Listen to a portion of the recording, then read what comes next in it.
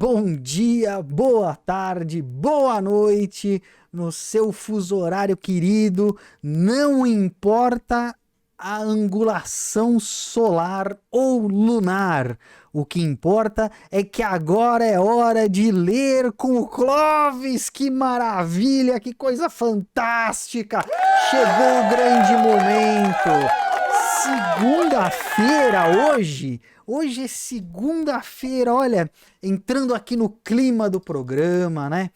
Com a animação querido, controlada. Não importa. Eu tô me ouvindo, peraí, só um minuto. Solar. Eu mesmo tô vazando. Ai, porque tava dado play no vídeo. Pronto. Então, gente, olha, chegou o primeiro dia da semana, a longuíssima semana. Serão 10 anos até chegarmos na sexta-feira. Até chegarmos no fim do mês, será um século inteiro, mas nós estamos aqui para fazer companhia uns aos outros. Peço desculpa pelo leve atraso, tivemos um problema com o modem aqui, mas já foi resolvido e teremos agora, se os deuses da conectividade, né, Hermes, o mensageiro, permitir, a gente vai até o final juntos, lendo com o Clóvis. Então, olha, pessoal, vamos não enrolar, né? Não vamos enrolar mais, porque estão aqui Clóvis e Júlio. Então eu vou passar a bola para Júlio falar oi para vocês enquanto eu abro aqui o nosso querido Kindle. E aí, Júlio, beleza? Fala, Guguinha, fala, Clóvis. Mas olha, se é para falar só oi e não pode enrolar, ferrou, porque a única coisa que eu sei fazer é enrolar, né?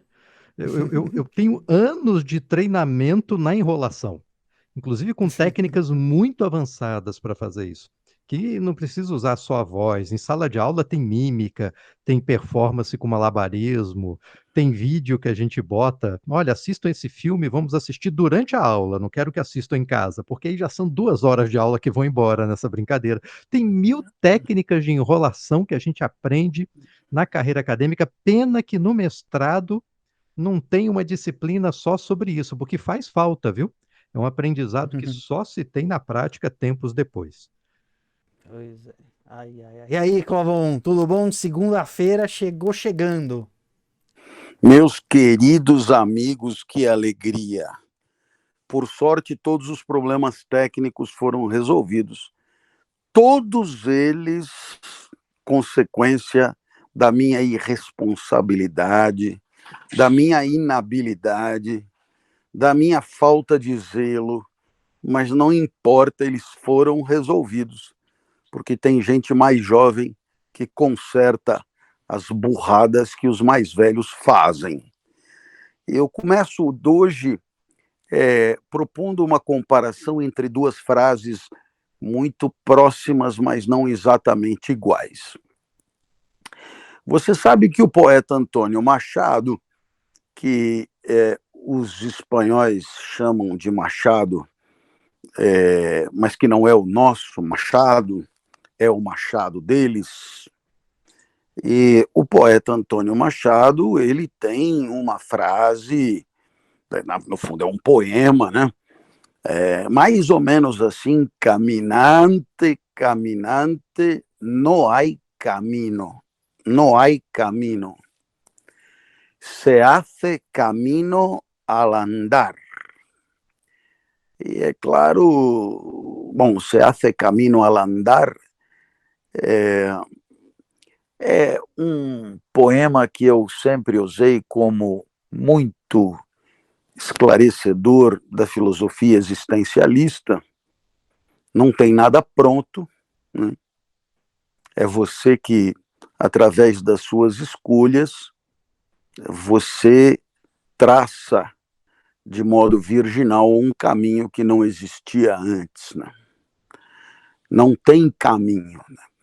Primeiro você anda, depois vem o caminho, né? Ou seja, em relação à vontade, ao mundo da vida e às decisões, o caminho ele é passado, né? O caminho ele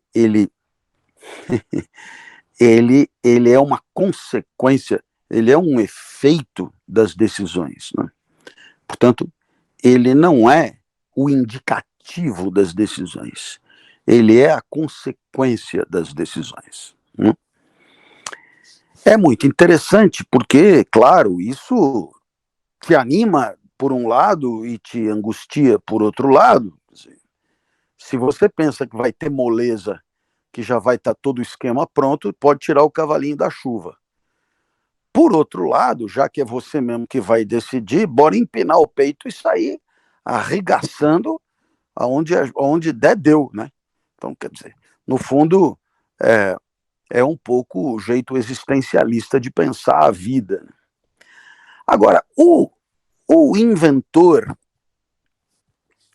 Graham Bell, que, no fundo, viveu na segunda metade do século XIX e no começo do século XX, e ele tem uma frase, assim, curiosamente próxima.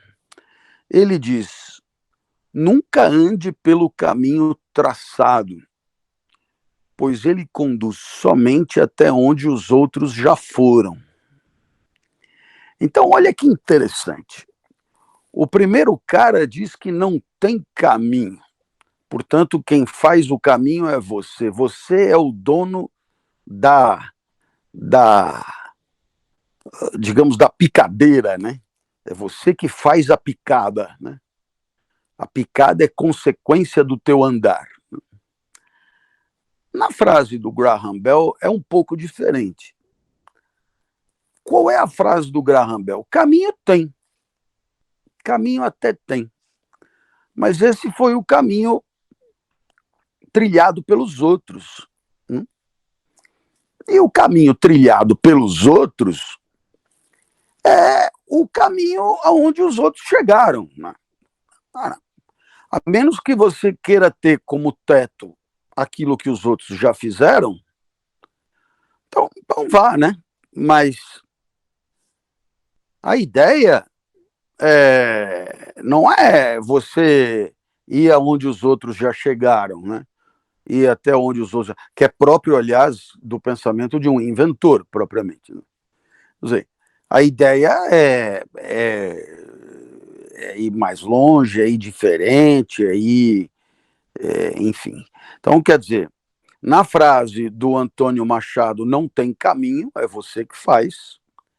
Na frase do Graham Bell, tem caminho, mas você não deve segui-lo. Eu não sei se você percebeu, mas no final das contas, o que está por trás das frases é muito diferente. Quer dizer, o Graham Bell, o valor que está por trás é o valor do ineditismo, da virginalidade, da inventividade, não sei o quê. E o que está por trás da frase do Antônio Machado é a questão da soberania, da liberdade, da autonomia, etc., o que não é a mesma coisa. Agora, na prática, dá um pouco na mesma, né? Porque se não tem o caminho e você vai levar no peito, ou tem o caminho, mas você não deve seguir, então significa que você vai traçar um caminho que nunca ninguém seguiu antes. Portanto, vai ter que levar no peito do mesmo jeito. Então, no final das contas, as frases acabam se aproximando, apesar de que seus autores, no fundo, tinham lições de vida diferentes a passar. Né? Quer dizer, enquanto Antônio Machado quis dizer não se deixe escravizar por vidas prontas, Graham Bell disse não se deixe limitar por conquistas já realizadas. Júlio Pompeu, alguma coisa a discordar, acrescentar? Rapaz, enquanto você ia desenvolvendo os dois conceitos, cara, eu Esse monte lembrei. de bosta que você falou. Aí eu tava viajando aqui na maionese, e Sim. eu lembrei, cara, quando eu era mestrando, Hum. e é engraçado como tem certas cenas na vida que são absolutamente banais, mas a gente guarda na memória, né? Eu lembro direitinho dessa conversa que eu tive com o meu orientador na época, Antônio Carlos Cavalcante Maia. Porque era andando, né? A gente estava andando no estacionamento da PUC. E Sim. toda a conversa que eu tive com ele era andando, ele não parava para falar, né? Ele não Queridos conseguia. ouvintes, essa PUC aí é uma universidade que fica na cidade do Rio de Janeiro, né? A PUC Rio, né? Bairro da Aonde, Gávea. aonde o professor Júlio Pompeu fez a sua graduação em Direito. Procede isso, professor Júlio? Exatamente. Muito E o bem. mestrado também foi E o lá. mestrado também. Muito bem. Aí eu virei para o Maia, né? Eu falei, cara, eu estou pensando na dissertação, fazer desse jeito, escrever assim, enfim. Eu propus para ele uma leitura que era diferente do que normalmente se fazia de Foucault. Um Hum, aspecto lá qualquer que eu nem lembro qual era. hum, hum, hum. Eu lembro direitinho o que ele disse para mim. Falou, olha, deixa eu te contar uma coisa. É, isso aqui é para você fazer do jeito que todo mundo faz, você entendeu? Porque senão vão te encher muito o saco. Então segue o caminho que todo mundo seguiu para você não ter problema. Agora, depois, você é o tipo de gente que vai parar no doutorado. Quando você terminar o seu doutorado, aí você faz o que você quiser, você entendeu? Que aí ninguém, mas ninguém vai te encher a porcaria do saco. Mas até lá, não arruma complicação para tua vida, meu filho. Nossa, Não é enfim, uma coisa. se você quiser assim, eu assinaria aí embaixo e Pois é. aplaudiria o orientador, por quê? Porque ele não mentiu para você. Não, Ele foi um absolutamente orientador sincero. amigo, não cínico, É. entendeu? O que não é muito comum, aliás. Eu queria fazer agora uma segunda reflexão prévia, de maneira muito rápida e muito, muito assim de coração aberto, por conta desse momento crispado que nós vivemos. E eu começaria propondo o seguinte. Bem, eu começaria propondo que nós vivemos aqui no Brasil num sistema econômico dito capitalista e, portanto, eu falarei, o meu lugar de fala é de dentro do sistema, propriamente. Eu me atreveria a dizer até que o que eu vou propor agora é em defesa do sistema, certo? O capitalismo ele tem algumas ideias fortes que são ideias consolidadas, criticadas por muitos, mas muito consistentes. E uma delas é que o lugar ao sol ele é consequência de algum tipo de mérito, né? Então, isso é uma ideia que se repete. E muito bem, essa ideia de mérito, por sua vez, nos leva a nos perguntar, esse mérito ele é medido por que régua? Você poderia imaginar uma régua tipo grega, aristotélica, de virtudes, de arete, de superação de si, de busca da excelência. Não é exatamente a régua do capitalismo contemporâneo. A régua do capitalismo contemporâneo é um tipo de mérito que ele surge da competição, ele surge do conflito, ele surge da concorrência, ele surge da disputa. Então, ótimo, quer dizer, no final das contas, o mérito ele portanto, diagnosticado comparativamente, através de uma disputa, ou seja, o melhor leva, digamos assim, né? Os melhores levam, etc. O que tem inicialmente uma grande aparência de justiça, desde que, né, como toda disputa é legítima e toda vitória é legítima, se ela respeita alguns princípios de equidade, né? Respeita alguns princípios de equidade, portanto, de igualdade de condições de luta.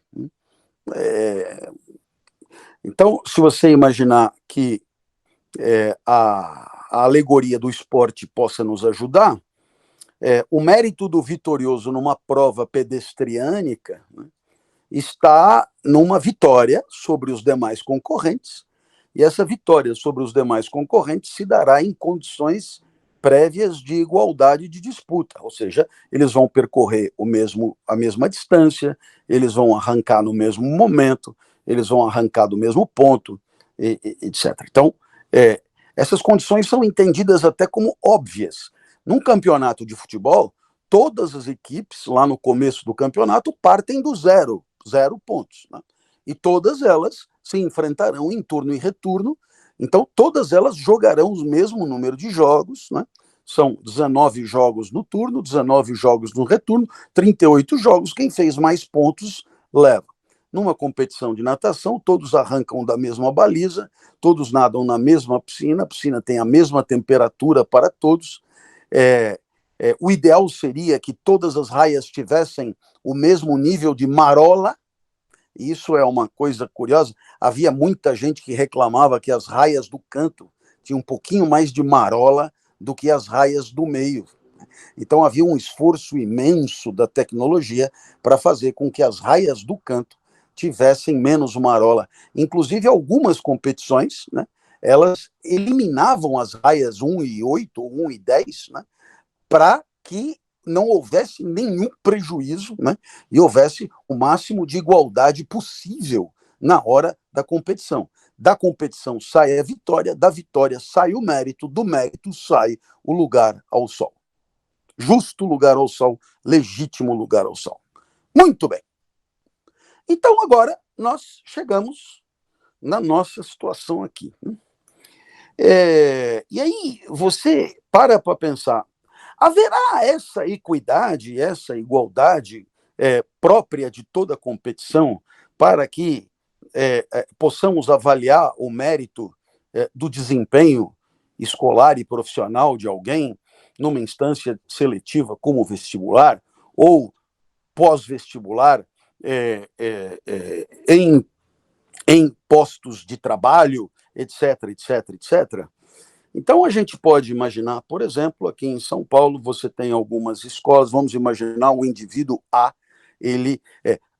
eu parto de uma outra premissa, quer dizer, tudo o que acontece na vida poderá ajudar a aperfeiçoar o desempenho num determinado momento dessa mesma vida.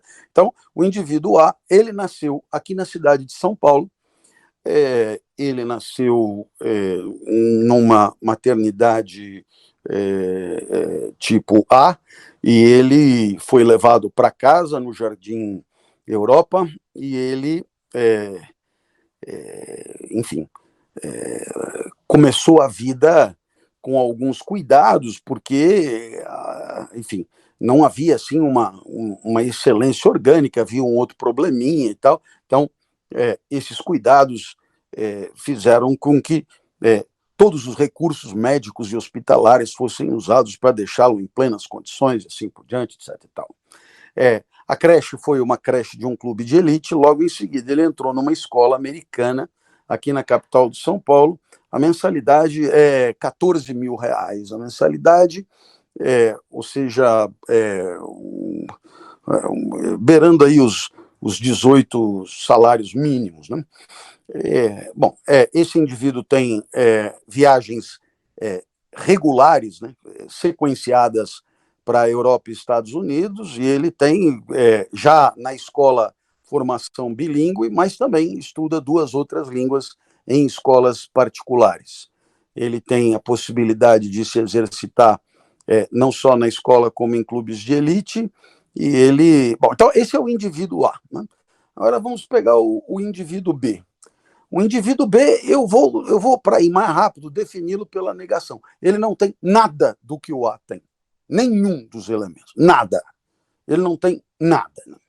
Então, ora, esses dois vão arrancar na vida. Né?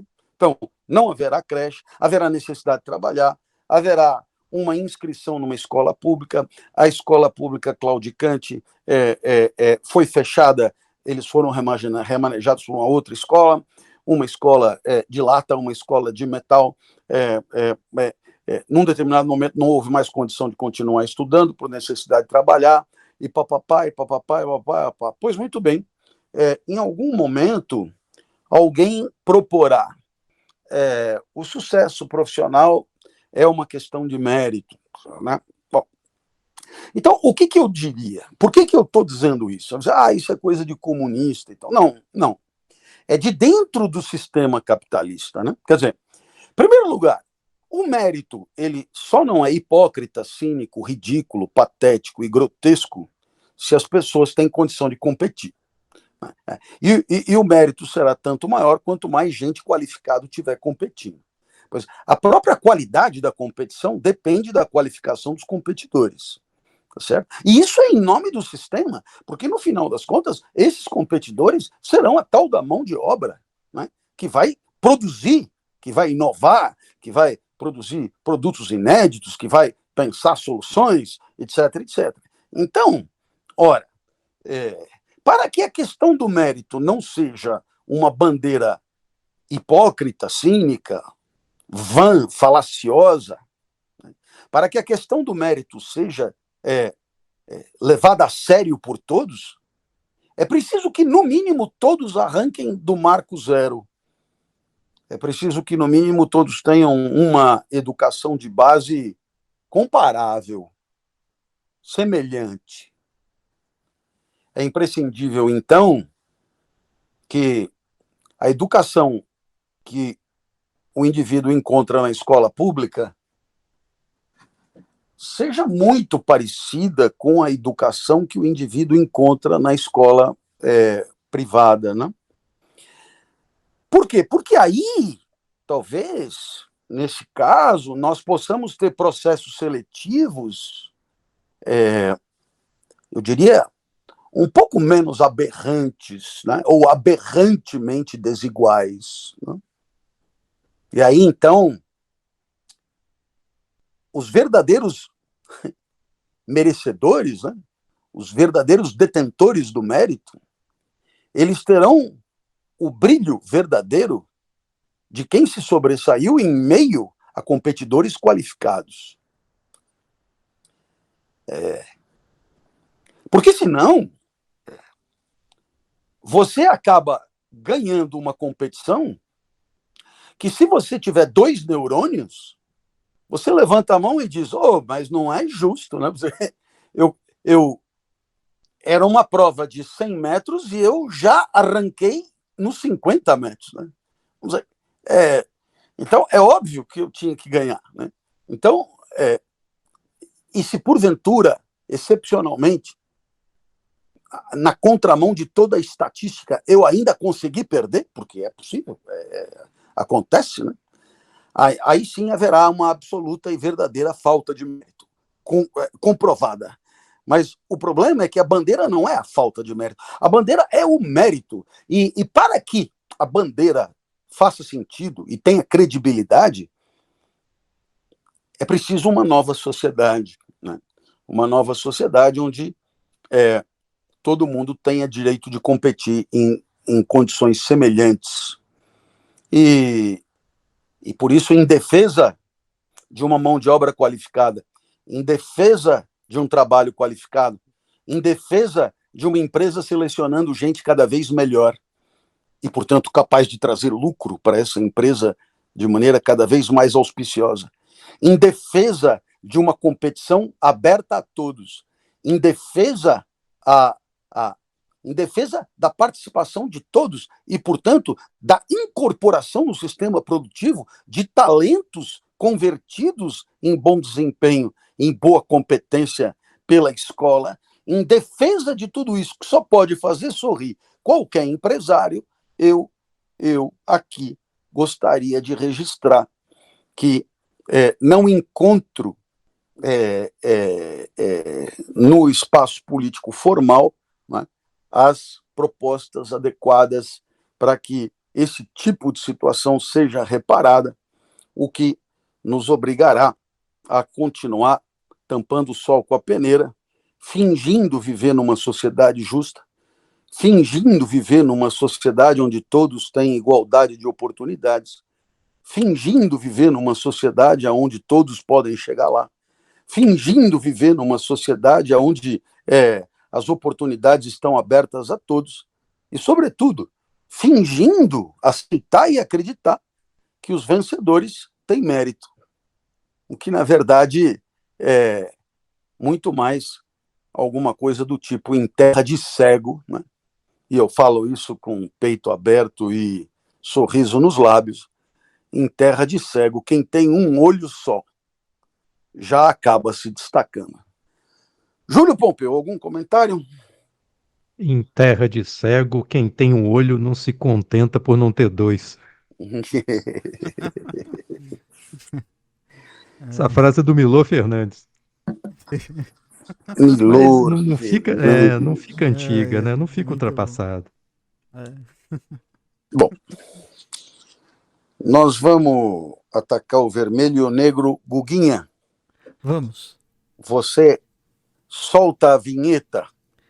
Sem dúvida. O pessoal aqui vão estar comentando, já que a ideia é a circulação de bens e mercadorias do capital, comprando Epaminondas adoidado a turma, viu? E não compram de um só, eles compram de 2 ou 3, que é para sair distribuindo de presente. Mas você sabe, ô Gustavo, tem um link da Amazon que você pode comprar em condições especialíssimas. Tá conosco. Bom, eu mandei um link assim pro nosso Telegram. Mas e o pessoal aqui do Lendo com o Clovis? Devemos mandar aqui também, né? Vou Claro. preparar na próxima Você transmissão. compra o livro e qualquer livro do professor Clovis em condições especialíssimas. Você paga o mesmo preço que em qualquer outro lugar. Mas a gente recebe uns centavos pelo livro comprado. Eu estou dizendo a verdade. Olha, eu vou passar. A verdade tem que ser dita, meu amigo. Vou passar esse link especial, então, aqui pro pessoal na próxima transmissão. Compromisso firmado. Não compre nenhum livro senão por esse link especial. Parece que nós já vendemos 4 livros por esse sistema. 4 livros. E nós temos direito a 10% da venda de cada livro. Está aí feito o anúncio de como funciona. Então, mais um livro a gente entra no best-seller. 120, 10%, 12%. Mas sobre isso incide um impostinho. Caímos para R$8. R$8. O pão de queijo já está garantido. Pelo pessoal do escritório, deu um pouquinho menos de R$1 cada um, por enquanto. O que dá um café curto, sem direito a adoçante. E nem tá quente o café. Ah, não, isso nem pensar. Nem pensar. Bora a vinheta, Gustavo! Vamos de vinheta, vamos lá. Começa agora mais um Lendo com o Clovis. Pronto, vinheta tocada, Lendo com o Clovis. Essa vinheta cada vez mais curta, viu? Eu acho que há uma falácia nessa vinheta indiscutível. Bom, nós vamos continuar atacando. Eu encontrei na rua um cara que acompanha o Lendo com o Clovis desde 1984. E assim, fiquei um pouco preocupado. Ele me pareceu verde, taciturno, olheiras profundas, desanimado. Eu perguntei enfim, se tudo aquilo era consequência do programa. Ele disse que não, de jeito nenhum, se não fosse o programa seria ainda pior. Eu não entendi como, mas acredito nele. Se ele falou, todo mundo que faz visando um certo bem, não é? Já dizia o nosso amigo Aristóteles. Muito bem. Se não há conspiração contra o filho do carpinteiro, Mademoiselle de la Mole é um enigma. Mas um enigma tanto para o Marquês de Croisnois quanto para mim. Isso é uma boa. Se eu não entendo essa mulher, os outros também não entenderão. E isso é muito bom. Se todo mundo pensasse assim, isso é muito bom. Né? Não entendi porra nenhuma, mas os outros também não entenderam. Entendeu? A chance de não terem entendido é muito grande. Ontem, por exemplo, aliás, isso é condição para ser um bom professor. Sempre presumir que o aluno não entendeu.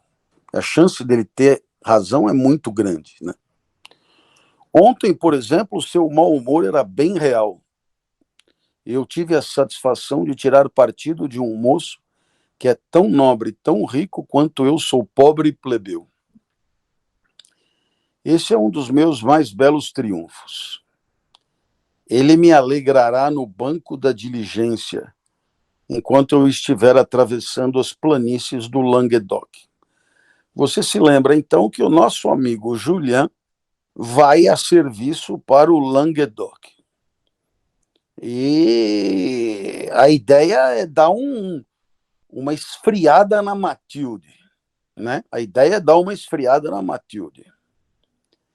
Mantiveram em segredo sua partida, mas Matilde sabia tão bem quanto Julien que ele iria deixar Paris no dia seguinte e ficaria longe por muito tempo.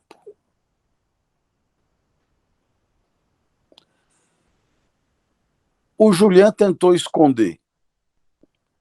Imagina esconder, seja lá o que for, de Mathilde de la Mole. Impossível. Ela sabia que ele ia embora no dia seguinte e ia ficar um tempão longe. Alegou uma forte dor de cabeça que o ar abafado do salão agravava. Passeou muito no jardim e atormentou a tal ponto com suas zombarias Norbert, o Marquês de Croisenois, Queluz, Deluz e alguns outros jovens que tinham jantado no Palácio de la Mole, que eles se viram forçados a ir embora.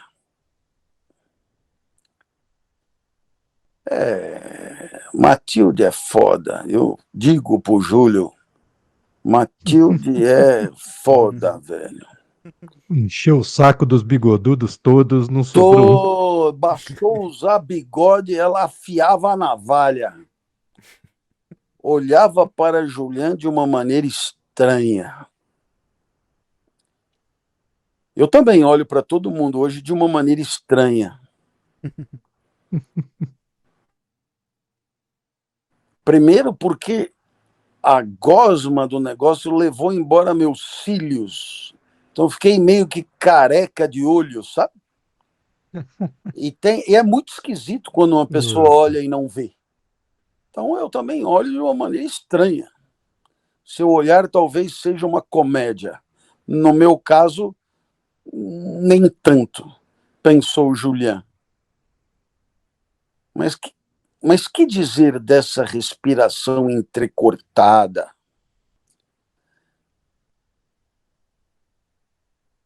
O que é uma respiração entrecortada, hein, ô Júlio? E parece ser aquela que não é regular, né? Que dá aquela suspirada, né? Aquela inconstante, altamente irregular, coisa de quem está numa ansiedade muito grande. Quer dizer, traduzindo, ela não enche e esvazia os pulmões como normalmente. Ela nem enche totalmente, nem esvazia totalmente. Ela trabalha só curtinho. Curtinho, certo? É isso ou não? E de forma irregular. Aí, de forma irregular. Dá a Ele faz impressão questão... de uma oscilação, assim, do Entendi. estado de espírito, né? Muito bem. Então, respiração profunda e mais ofegante, por aí vai. Mas o que quer dizer... Não, mas que dizer dessa respiração entrecortada, dessa perturbação toda? Ora, e quem sou eu para julgar tais coisas? Para julgar tais coisas. Temos aqui o que há de mais sublime, de mais requintado entre as mulheres de Paris. Essa respiração sôfrega.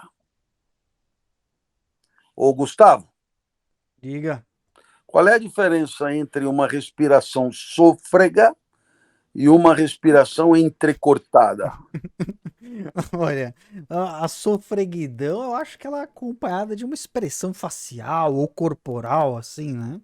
O entrecortada é só um corte temporal. Pô, eu não sei quem é mais chutador dos dois, sinceramente. Eu acho que ansioso, né? sofreguidão não tem nada a ver com respiração entrecortada, na minha opinião. Porque a respiração entrecortada, como o Júlio disse, dá uma ideia de ansiedade, mas assim, quando você fala em respiração entrecortada, o coração está batendo rápido, não está? Não é? Ansiedade. Uhum, Sofreguidão não dá uma ideia de melancolia com suspiros longos, coração batendo devagar, uma tristeza esticada, alongada, ou não? Sofreguidão, imagina ansiedade, impaciência mesmo, uma coisa mais. Ah, é? É. Ah, mas então eu toda vez que eu me senti sôfrego, eu não estava. Olha que loucura. Então tá bom, então eu estou equivocado. Essa respiração sôfrega, Ô, Gustavo. Oi. Gustavo, Tô aqui. Alô. acha aí, por favor, a definição de sofreguidão. Tá aqui, tá como ansiedade mesmo, impaciência, sofrimento, avidez. Ah, tem mais a ver com isso do que com melancolia. É, Então tá ótimo. Então é gozado, porque a palavra sôfrego não combina com ansiedade foneticamente. Mas deixa para lá. Essa respiração sôfrega, que quase... Aliás, é porque ela é proparoxítona. E a palavra proparoxítona ela é esticada, né? Mas tudo bem. Essa respiração sôfrega, que quase senti na pele, ela, sem dúvida, a estudou com Leontine Fé, de quem tanto gosta.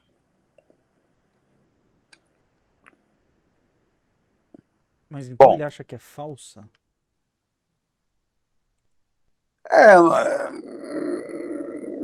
Né? Ele a estudou. É gozado como dá a impressão que é mesmo uma escola de teatro isso aqui, né? Gustavo, procura aí quem é essa Leontine Fay. Vamos ver. Tinham ficado sós. A conversa ia esmorecendo. Não. Julián não sente nada por mim, pensava Matilde. Verdadeiramente infeliz. Quando ele se despediu,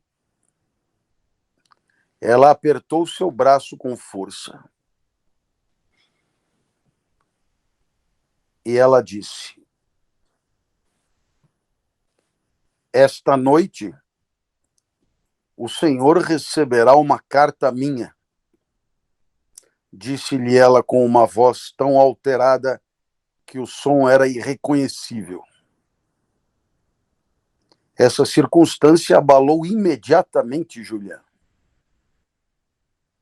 Meu pai, continuou ela, tem uma justa estima pelos serviços que o senhor lhe presta. É preciso que não parta amanhã. Arranje um pretexto. E afastou-se correndo. Meu amigo, você se dá conta do que Matilde pediu? Olha só. Ela pediu para o Julián, não vá, não se vá. Assim como Jane pediu a Erundi, não se vá. Não se vá. Arranje um pretexto. Quer dizer, no fundo, essa moça estava pedindo a Julián um gesto de muito pouco profissionalismo, um gesto péssimo. Afinal de contas, o pai dela contava com o Julian. E era muita irresponsabilidade, porque se o Julian perde aquele emprego, e aí? Tudo bem que para ela o ideal de homem é o condenado à morte, é o que enfrenta 40 em batalha, é o que sai, né, dando tiro em batalhões. Mas, né, na hora que a gente analisa a vida como ela é, o que ela está pedindo é alguma coisa de um egoísmo atroz, né? Não se vá. E afastou-se correndo, porque ela não tinha mais nada para dizer. Seu porte era encantador. Não poderia haver um pé mais bonito. Ela corria com uma graça que maravilhou Julian.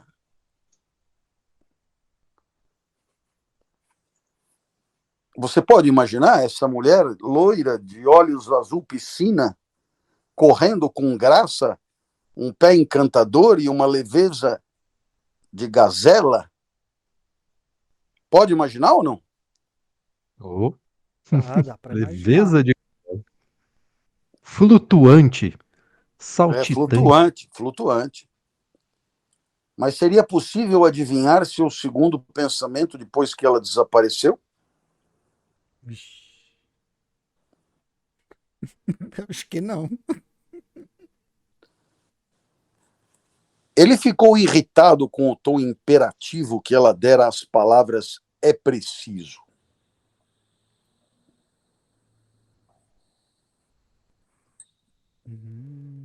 Também Luís XV, moribundo, sentira-se profundamente ofendido com a expressão "é preciso" que seu primeiro médico deixara escapar inadvertidamente. E Luís XV não era um novo rico. Esse Julian é uma figura mesmo, né? Quer dizer, vamos combinar? Ele ficou indignado da fulana falar "é preciso", e na hora de argumentar, o que ele diz? Ele diz: Luís XV também não teria gostado. Tá aí um bom argumento, hein? Você já Vou parou passar a usar isso. Você já parou para usar esse argumento em uma situação desse tipo? Né? Eu vou daqui para frente eu vou usar, viu? Né? Por exemplo, porque, sinceramente, Luís XV, para mim, é um tipo de móvel. Nada mais do que isso. Agora, você chegar,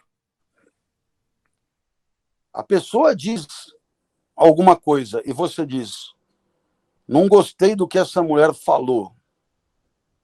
Luís XV também, quando ouviu coisa semelhante, ficou indignado. Olha, é muito interessante, né?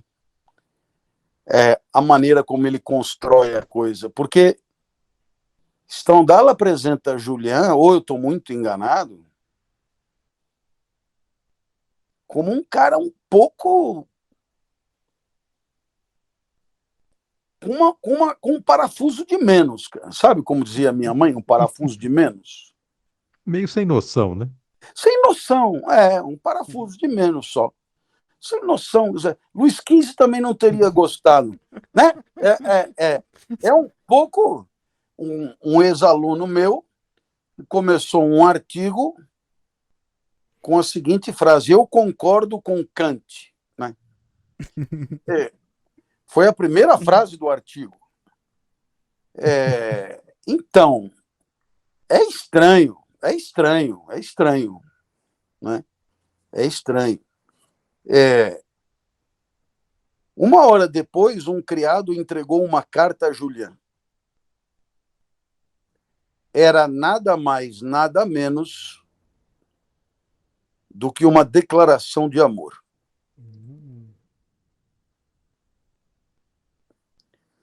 Júlio, você já recebeu uma declaração de amor em carta? Olha, nunca, viu? Mas Gustavo, eu já recebi fora em carta, né? Assim, o contrário, Puta merda. já.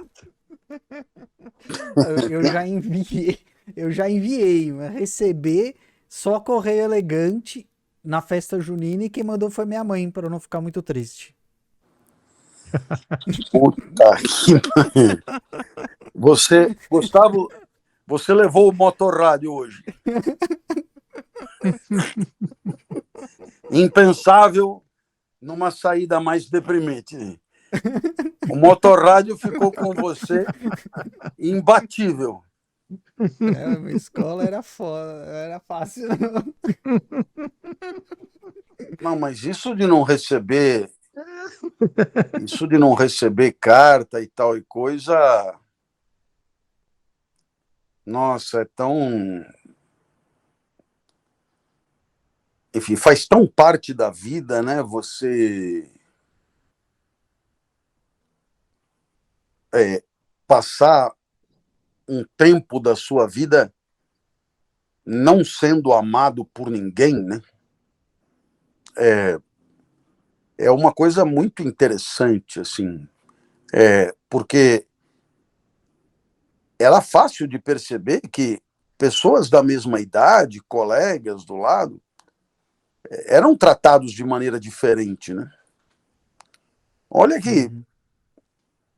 era fácil de perceber que o fracasso era uma especificidade sua, não era assim uma coisa genérica. E isso é muito interessante. Agora, claro que depois, eventualmente, as coisas podem mudar, mas você sempre ficará desconfiado. Um criado entrou com uma carta, era uma declaração de amor. Não há muita afetação no estilo, disse Julian para si mesmo, tentando com suas observações literárias estancar a alegria que lhe contraía as faces e o forçava a rir, malgrado o seu. Como assim, malgrado seu? Malgrado ele, né? É. É, Como malgrado seu o quê? Não entendi. Porque se é malgrado seu, tem que continuar.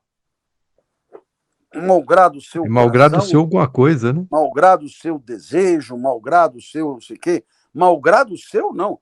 Certamente, quer dizer, eu não tenho o texto aqui no original, mas o malgrado é o malgré, que eles adoram e a gente usa muito pouco. Malgré. Apesar Tá no de, a sentido de despeito desagrado de. aí, né? Mas malgré lui, apesar dele, né? Quer dizer, ele riu apesar dele mesmo. Quer dizer, ele riu controlando-se para não rir, né? Era uma espécie de arrobo incontido de um lado versus uma vontade de não rir, uma questão de pudor, de educação. Tá? Havia ali uma tensão entre alguém felicíssimo e querendo rir e alguém contido, né? O dever de ser contido, controlando-se para não rir. Aí Mas aí está. parece que tem um sentido de desagrado, né? Será? eu acho que ele tá se segurando mesmo, acho que é isso mesmo. Tá. Tipo, ele tá querendo rir e tá. Tipo quando você quer tossir no cinema e fica se forçando a não tossir, né? Aí começa a chorar. Acho que é um pouco essa situação Mas, ô dele. Júlio, olha aqui. Hum. Tentando com suas observações literárias estancar a alegria que lhe contraía as faces e o forçava a rir, malgré lui, apesar dele. Hum. Não está de acordo. Bom, nós temos aqui um problema de interpretação. Também o cara foi escrever malgrado seu, né? Podia ter escrito contra a sua vontade, né? sei lá, né? Apesar de si mesmo, como sugere a Luzia aqui. Não, sei lá, eu vou pegar um exemplo. Concurso lá para a USP. Aí, então, eu fiquei naquela porra daquele concurso 4 dias. Aí, no final da sexta-feira, iam anunciar. Tinha uma vaga, tinha lá os candidatos esperando, e a banca ia anunciar quem tinha levado e quem é que ia ficar com a vaga. Muito bem. Estavam ali os outros candidatos. Estava ali eu. Aí o presidente da banca anunciou o meu nome. Então eu fiquei tomado de muita alegria e com vontade de rir. Mas se eu risse, ia ser muito desagradável, cruel, indevido com os demais concorrentes. Então, eu segurei o máximo que pude a expressão de contentamento em respeito aos demais concorrentes. Pode ser isso ou não? Sim. Pode. Agora, quando eu cheguei no corredor, aí sim. Eu comecei a pular, gritar, socar o ar, xingar os adversários, a banca, o mundo, etc. e tal. Mas enquanto tinha gente olhando, não.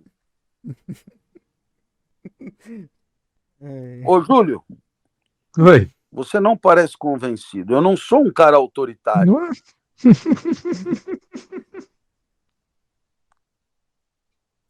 Eu não sei, eu acho que essa frase está mal traduzida, cara. Então tá bom. Vamos ficar com essa solução que nos tira a responsabilidade das costas. Porque o malgrado seu não faz sentido. Isso de fato. É. Bom, aí está, bradou ele de súbito, pois a paixão era demasiado forte para ser refreada. Isso sou eu no corredor gritando já. Eu, um pobre plebeu, recebo uma declaração de amor de uma grande dama. Nada mal para mim, acrescentou, contendo a alegria o mais possível. Consegui preservar a dignidade de meu caráter. Não lhe disse que a amava. Pôs-se a estudar a forma das letras. Mademoiselle de la Mole tinha uma bela caligrafia ao estilo inglês. Isso faz toda a diferença. Isso é muito importante. Eu acho que esse Stendhal é meio tirador de sarro também. Ou então, bom, né? Ele pôs-se a estudar a caligrafia, tinha um estilo inglês, ele precisava de uma ocupação física qualquer para se distrair de uma alegria que beirava o delírio. Isso também é bom. Você encontra alguém para conversar, te põe no lugar, entendeu? Entra no banheiro, vai fazer um xixi, lava a cara. É a melhor maneira para disfarçar a alegria. Porque não dá para ficar comemorando na cara dos caras assim. Não dá. Veja no tênis também. O cara ganha o campeonato Roland Garros, ele primeiro vai até o adversário, cumprimenta o adversário, saúda o adversário, e depois que o adversário sai da frente dele, aí ele vai para a galera. Não tem isso ou não? Tem. Bom, um pensamento acudiu a Julián como uma descoberta, interrompendo o exame que ele fazia da carta de Matilde e redobrando sua alegria. Deixei o Marquês de Croisnois para trás, exclamou. Claro. Aí sim. Não era o troféu. É tripudiado o adversário. eu que só falo coisas sérias, e ele é tão bonito, tem bigodes. Olha aí, Júlio. Um uniforme vistoso, e sempre encontra meios de dizer, no momento certo, uma frase inteligente e espirituosa. Julián gozou um instante delicioso. Ia e vinha pelo jardim louco de felicidade. Mais tarde, subiu ao seu escritório e se fez anunciar ao Marquês de la Mole, que felizmente não saíra. Provou-lhe sem dificuldade, exibindo alguns papéis selados vindos da Normandia, que precisava examinar os processos normandos e teria então de adiar a partida para o Languedoc. É bom mesmo que não parta, disse-lhe o Marquês, assim que terminaram de falar de negócios. Gosto de vê-lo por perto. Julián saiu. A frase o comovera. Hoje é esse é aqueles dias, sabe que tudo dá certo. Sabe, Júlio, esses dias tudo dá certo? Eu me lembro. Mas também não. Há muito tempo isso já aconteceu. Eu só levantei a bola para você chutar. Viu? Isso é aquele passe açucarado na cara longínquo do gol. Sabe aqueles dias que tudo dá certo? Nunca vivi um dia assim. Imagino. Esperando. Julián saiu. A frase o comovera. E eu vou seduzir sua filha, tornar talvez impossível o casamento de Mathilde com o Marquês de Croisnois, casamento que é o encanto de seu futuro. Se ele não é duque, sua filha pelo menos teria o privilégio de ficar sentada diante do rei e da rainha. Se casasse com Croisnois, né? Uhum. Julián ainda pensou em partir para o Languedoc, apesar da carta de Mathilde. Aí sim. É aí que ele daria o checkmate, velho. Ele pega a carta e vai para o Languedoc sem dar uma explicação. Aí sim. Esse é o Julián velho de guerra. Esse é o Julián de Verrières. O Julián esculpido na serraria. O Julián de todas as humilhações. Esse é o Julián. Vai embora e foda-se. Julián ainda pensou em partir para o Languedoc, apesar da carta de Mathilde e da desculpa que dera ao Marquês. Mas esse lampejo de virtude logo se extinguiu. Eita. Como sou bom, disse para si mesmo. Realmente, como você vê, a humildade não é o forte do lugar, hein? Interessante que nem no século XIX, nem em nenhum outro século. Como sou bom, disse para si mesmo. Eu, um plebeu, com dó de uma família dessa importância.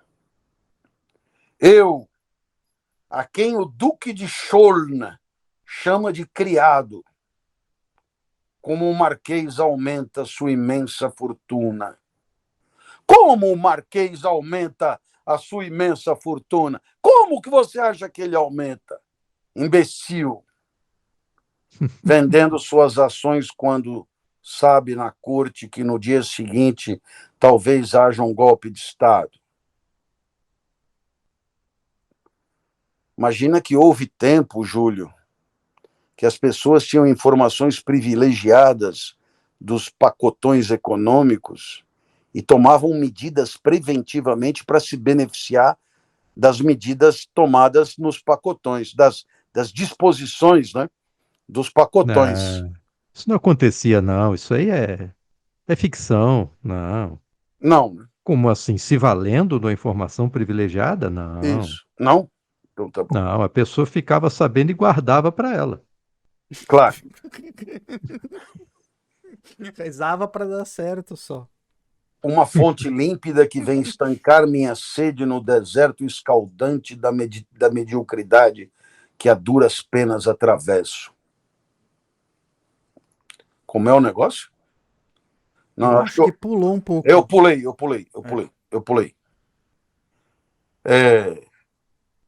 Como o Marquês aumenta sua imensa fortuna? Vendendo suas ações quando sabe na corte que no dia seguinte talvez haja um golpe de Estado.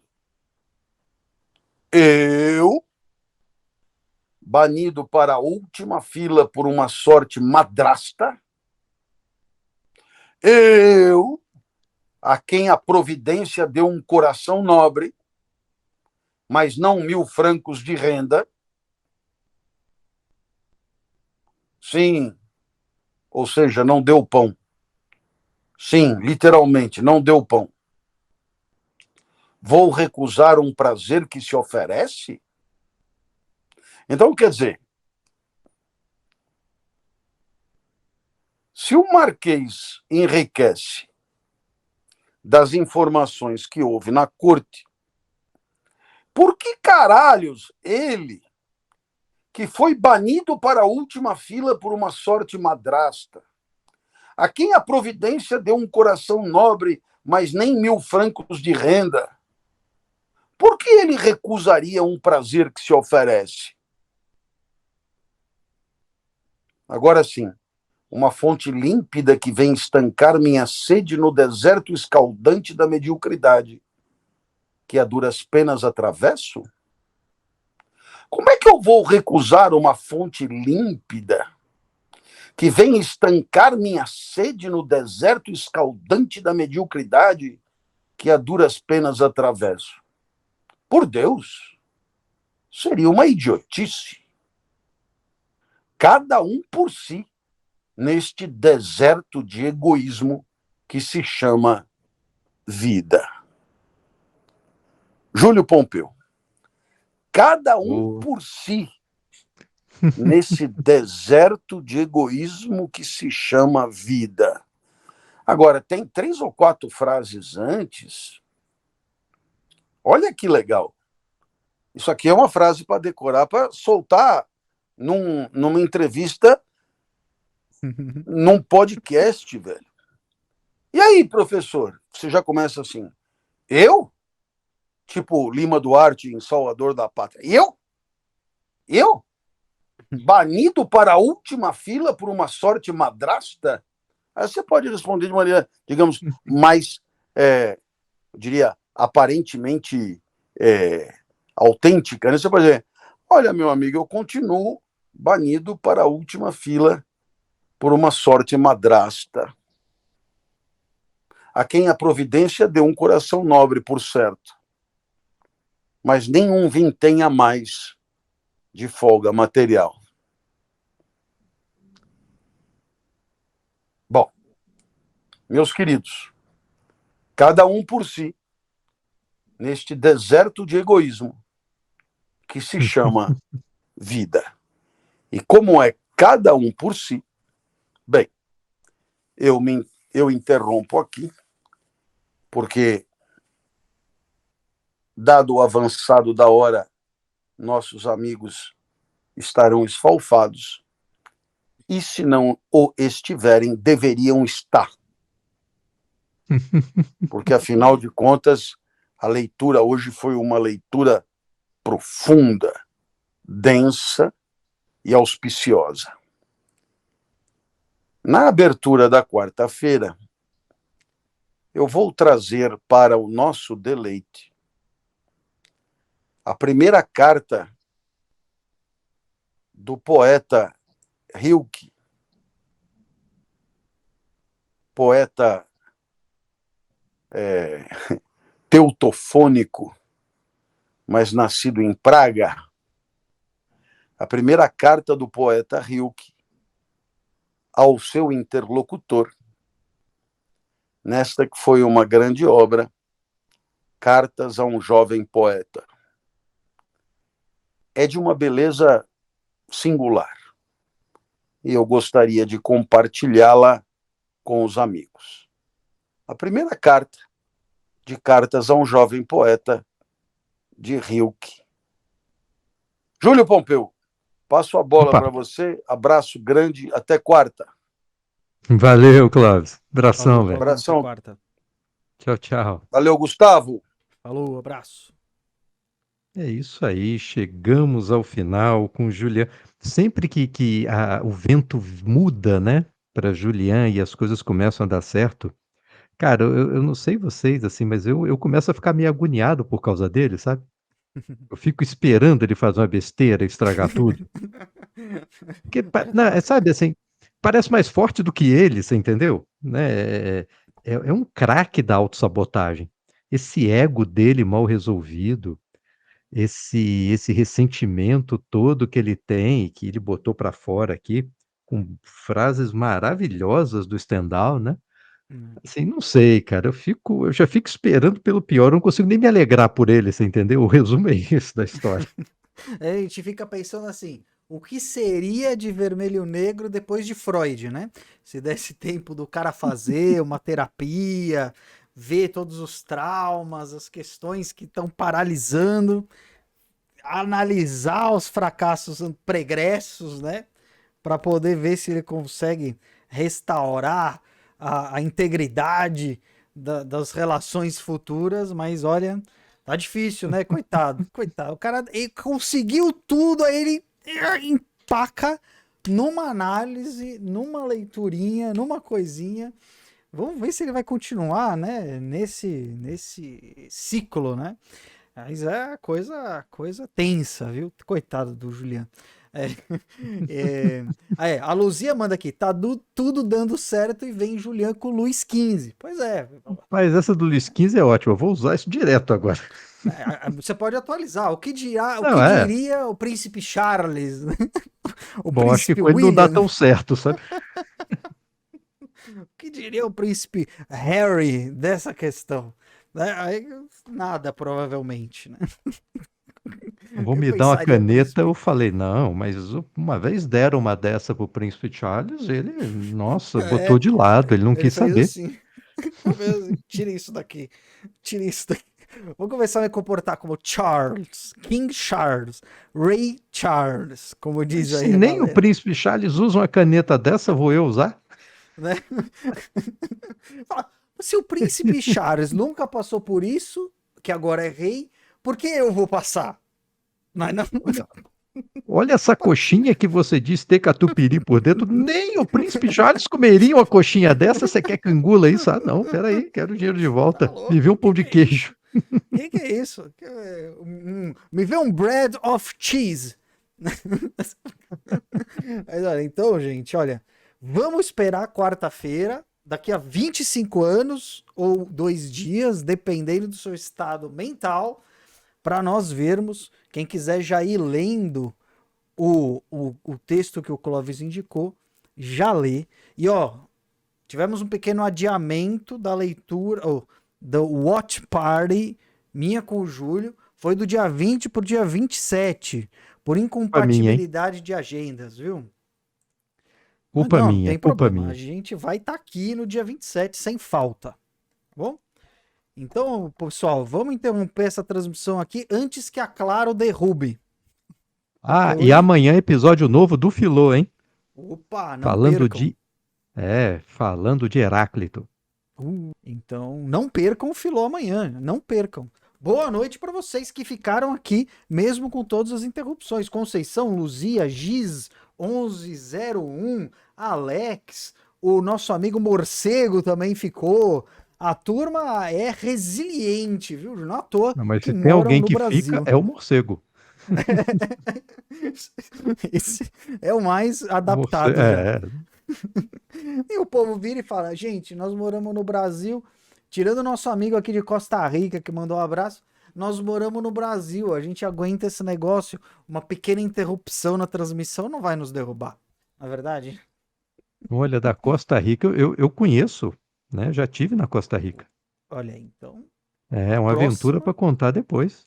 Não, já temos assunto para o nosso Watch Party. Vamos tentar concatenar Pitágoras e Costa Rica. Vamos ver.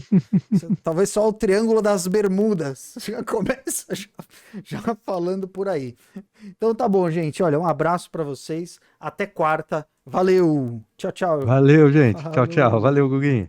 Valeu.